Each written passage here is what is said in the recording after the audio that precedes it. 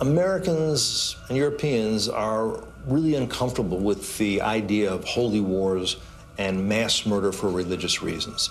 They can't imagine themselves slaughtering other human beings because the true religion needs to defeat the enemies of God.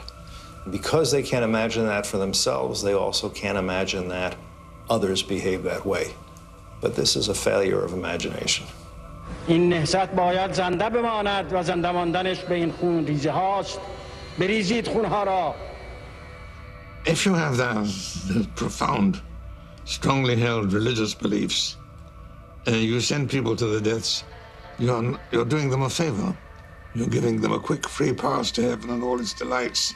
And we saw that during the Iraq-Iran war, when they were willing to send hundreds of children to walk into the minefields to clear them. تا وقتی در قاموس ما، در فرهنگ ما، در منطق ما شهادت در همین سطح از اعتبار نخواهد توانست بر جمهوری اسلامی و ملت ایران فائق بیاد.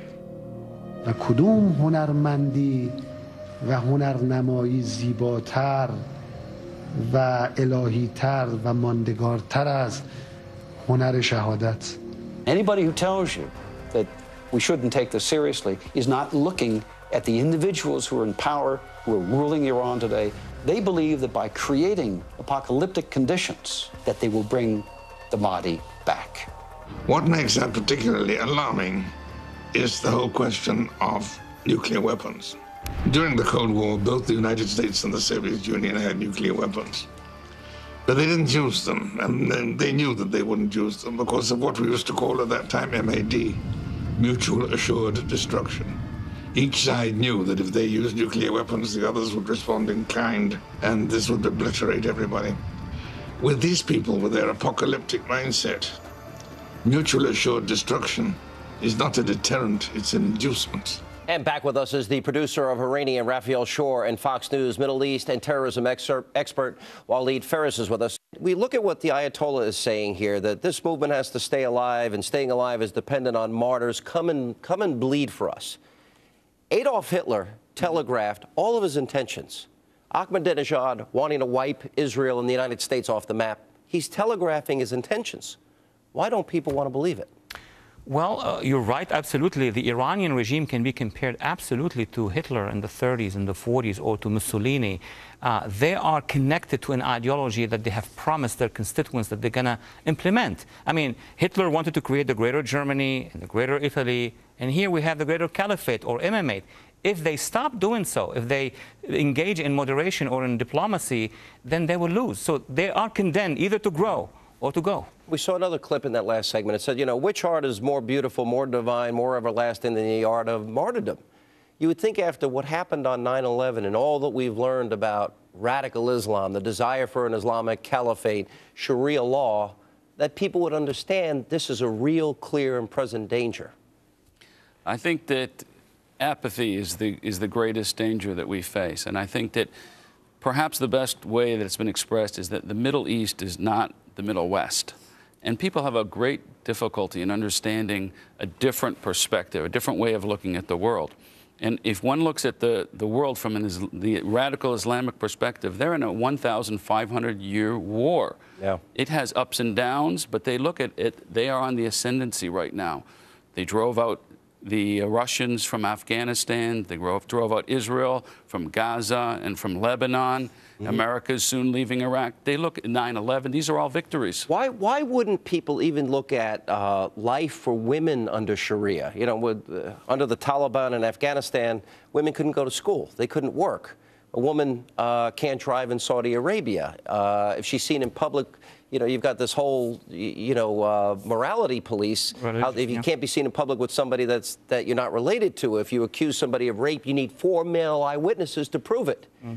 You know, they're stoned to death after being buried up to, halfway to their body. Why can't people see that and understand just how barbaric radical Islamic theocracies are? I mean, on the issue of women, we're dealing with apartheid, gender apartheid. I mean, that should have been the clearest point, at least to our women's and, feminist movement and, the progressive community should have seen this first. I mean, in Iran, women... Progressives are totally silent. But this is a scandal because they should be the first one to defend, as they say, the rights of women. And in the Arab and Muslim world, when the jihadist regimes are perpetrating genocide against women, against their rights, I am very surprised to see that this community is not reacting. I think that the problem here is not just in the media, it's in the academia. Our students in the classroom are not served the truth. Our Middle Eastern studies communities, international relations, Islamic studies... Is it because they're afraid to be called Islamophobic? They're afraid to be referred to as bigoted. But somebody is referring to them. Who is that somebody? There is a core in our academic elite which has been funded for the last 30 years by petrodollars. Hundreds of millions of dollars have been inserted in our campuses. And of course, the donors are not going to want our students to know the truth. All right, we're going to come back and we'll continue. Is there any deterring Iran's regime? Action, non-action? What could either option cost America? That much more. Straight ahead. I think it's important that Iran understand that U.S. military action is a very real option if we feel threatened. I think that's a very unattractive option. But I think it's even more unattractive to contemplate Iran with nuclear weapons. If all other options have in fact been exhausted, I think that the question is not simply what are the risks associated with acting militarily, but what are the risks associated with not acting.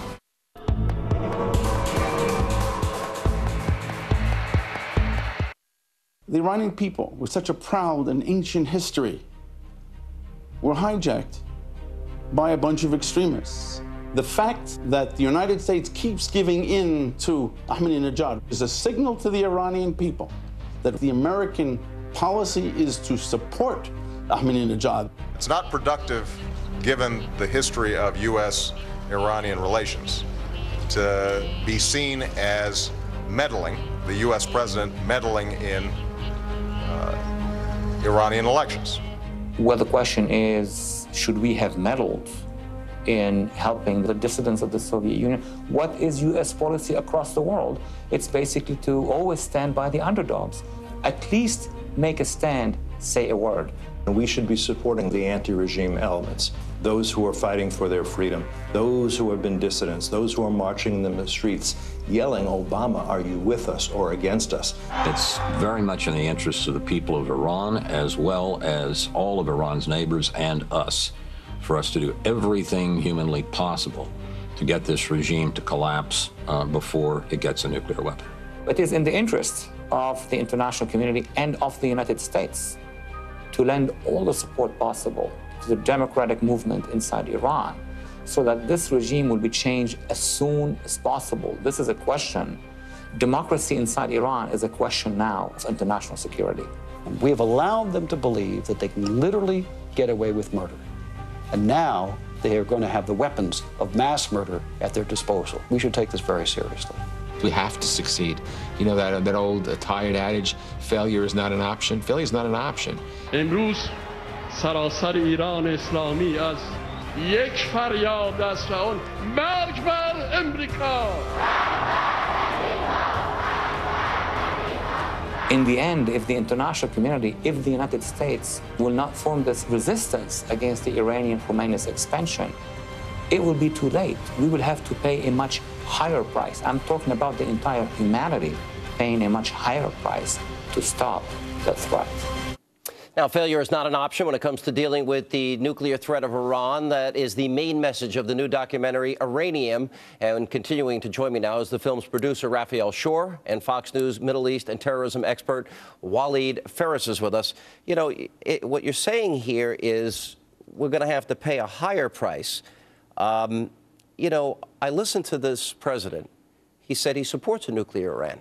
This president during the campaign said he would sit and negotiate with Iran without precondition. But yet, since he's been president, they keep talking about death to America, defying the world in terms of pursuing their nuclear capability. Historians after World War II have always said and continue to say that we should have stopped Hitler before. That was the price for humanity to pay. Millions of people killed and dead.